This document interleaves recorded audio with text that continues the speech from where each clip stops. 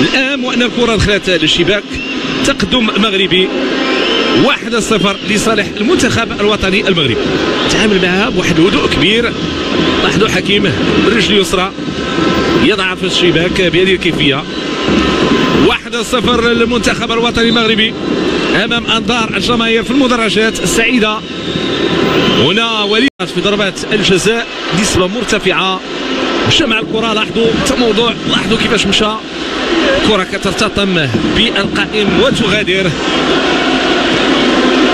ذكريات وليد الركراكي في كاس العالم في قطر. ضرب بوطو وتخرج. اوباميونغ يتحسر كما تتحسر هذه الجماهير الكابونيه في المدرجات. كرة عند بلال خميس. دحان بيضاء تصوب والهدف. هدف ثاني للمنتخب الوطني المغربي. حكيم زياش يضع الكرة في الشباك. جوج ديال الاهداف مقابل لا شيء.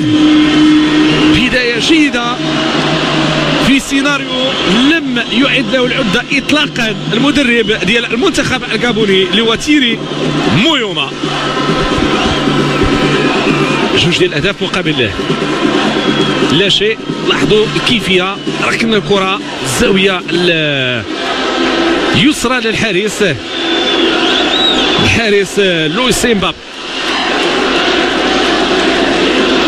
عنده تصدي وحيد. لمس 5 ديال الكرات. حارس مرمى المنتخب الكابوني وتصفيقات. هدف اللي سجلوه حكيم زياش.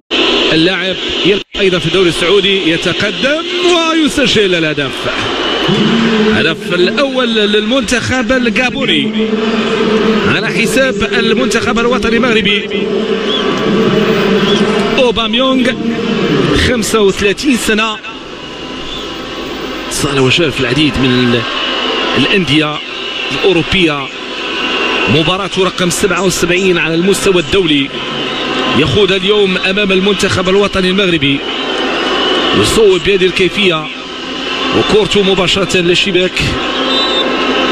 لاعب القادسي واللي لعب في اولمبيك مارسي، في تشيلسي، في برشلونه، في ارسنال، بروسيا دورتموند، سان تيتيان، اي سي ميلان، في غيرها من الفرق التي لعب لها والتي خاض معها غمار هذه المواجهه وهذه المنافسه.